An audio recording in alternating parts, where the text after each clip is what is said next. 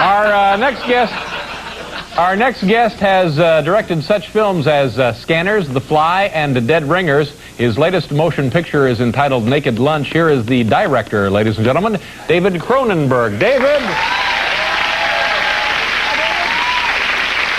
Nice to see you.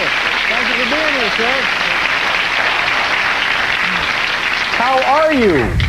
Well, I'm well. Oh, good. Good for you. Yeah. Well, which one of these films should we begin talking about? You want to talk about The Fly? The Fly's not a bad place to Okay. start. Tell us anything you want about that, because that's one of those things that I think a lot of people saw, and it's the sort of movie that stays with you, certainly. Well, people ask me, how is it, to direct special effects? Right. Is it fun? And in fact, it's kind of like trying to get a performance out of a bowl of shrimp salad, actually. Because it just lies there, and it's kind of, Yeah. It's agonizing, and I hate it, directing special effects. Yeah. I really like working with actors. It's a lot more fun. Let's talk about this film, then, Naked Lunch. What should we know about this movie before we go see it? There's an interesting kind of a side story or subplot to the film. Well, I think the first thing you got to accept is that it's funny. Mm-hmm.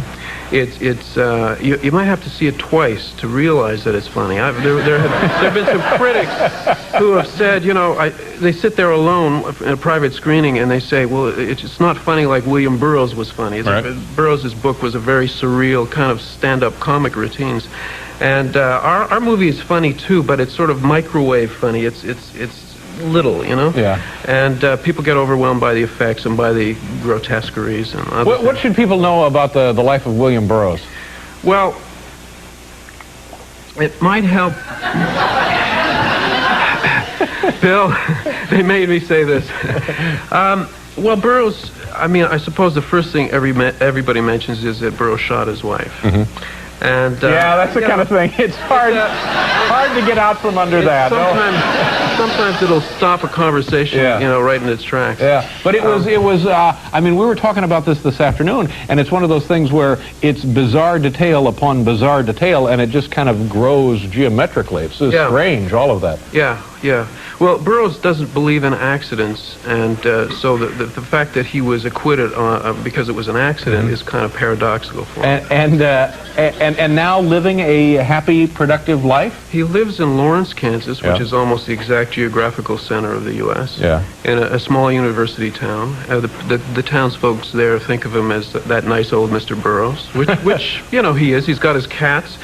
He also has a mugwump tied up in his bedroom, and that won't mean anything to those who have not yet seen the movie Naked Lunch. Mugwump. A mugwump is a creature that Burroughs invented in Naked Lunch. It's kind of the ultimate lounge lizard. It's about 6.5 feet tall. It kind of excretes addicting fluids, smokes cigarettes a little too much. Yeah. Has kind of lizardy features. Oh, sure. They'll really take to this guy in Kansas. Right at home. Not too many people get into the bedroom, you see. That's the thing. Well, he shot his wife, They probably nod approvingly down there. I don't know. Do we have a clip? Are we looking at a clip here? Okay. Tell us what we're about to see here, and then we'll go ahead and roll it. I think this is a scene where Peter Weller, who plays William Lee, he's a writer who is on the lam for having shot his wife, and he finds himself in a strange place, which might not be a real place, might be a hallucinatory place, something like Tangier in Morocco. We're not quite certain. We're not quite certain. All right, and okay.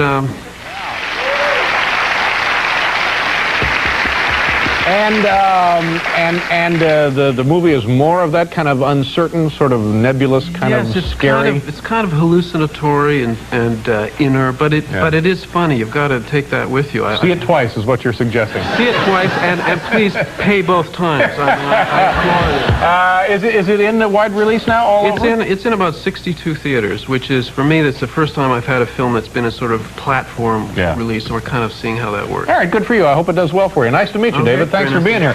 David Cronenberg, kids. We'll be right back.